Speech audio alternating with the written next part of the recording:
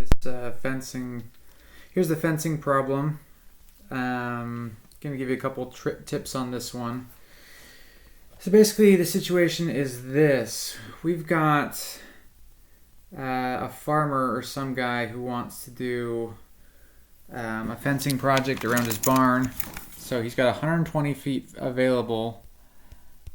He needs to have 930 square feet, and he wants to do this along one side of the barn, so that's going to save us a side. So the picture shows, here's the barn, here's kind of the fence. He wants to do two pens next to each other. So this is a possible dimension for the width of the fence, and you can call this whole thing right here, this thing right here, this is going to be the length of the fence. Okay, so now we need to basically use math to generate equations so we can solve the system and figure out which combinations will get us to those requirements. Okay, so keep this picture in your mind. I'm going to go over here to a new clean spot to do some figuring.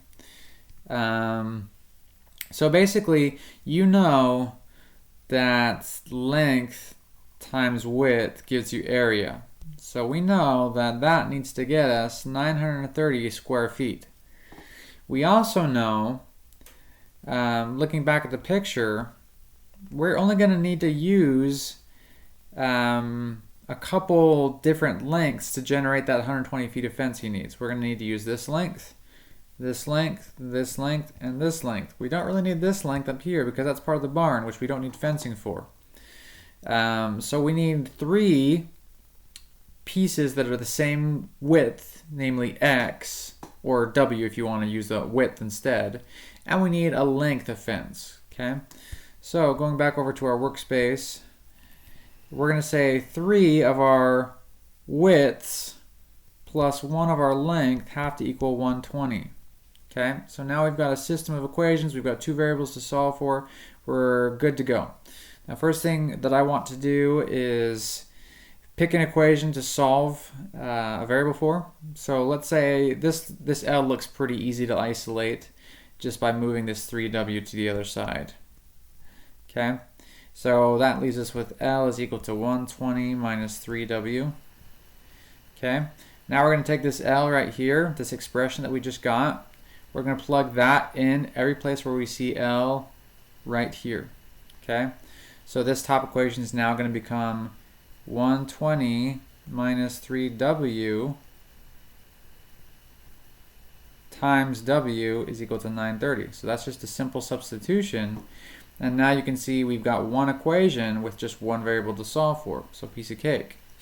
So if we simplify this, we're going to distribute this W through, since it's being times, we're going to get 120W minus 3W squared is equal to 930. Now you can see this is turning into a quadratic equation. Okay, what I would suggest now is just to reorganize everything so it's in the standard form. To do that, we're going to need to move this 930 over to the same side as all this other stuff. So what we're going to be left with is, and I'm going to reorder some things too, we're going to be left with negative 3W squared plus 120W minus 930 is equal to 0. Okay, so you can see we're in the standard form for a quadratic equation now. The only thing we need to do now is solve for W.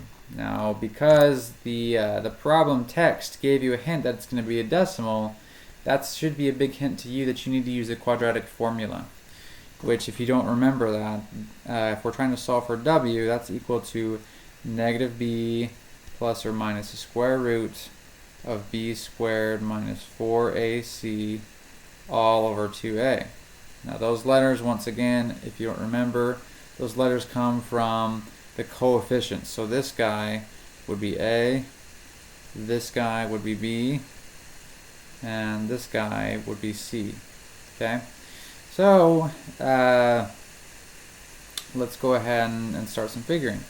So now that we know what a, b, and c are, let's just plug stuff in. So W equals negative b, so it's negative 120 plus or minus the square root of 120 squared minus 4 times negative 3 times negative 930.